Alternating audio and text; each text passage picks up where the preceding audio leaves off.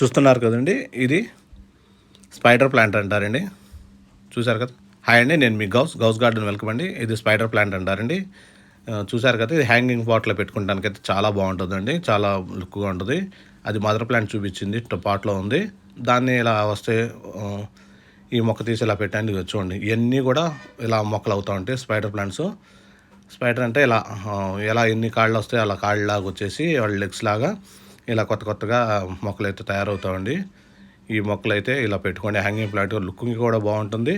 మీకు చాలా మొక్కలు కూడా అవుతూ ఉంటాయండి. ఇలాగా వేరే వాళ్ళకైతే షేర్ చేసుకోవచ్చు. గిఫ్ట్గా మన ఇంటికి ఎవరైనా గార్డెనర్స్ వస్తారు కదండి, వచ్చిన వాళ్ళకి చక్కగా ఒక ప్లాంట్ గిఫ్ట్గా ఇవ్వచ్చు.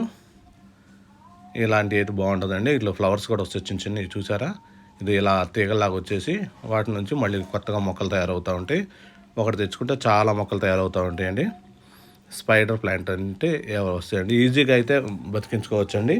ఇది టెర్రస్ గార్డెన్ అయినా పెట్టుకోవచ్చు, లేదంటే బాల్కనీ అయినా పెట్టుకోవచ్చు. ఎక్కువ కూడా ఎండ అవసరం, సెమీ షేడ్ అయితే సరిపోతుంది. నచ్చితే లైక్ చేయండి, షేర్ చేయండి, సబ్స్క్రైబ్.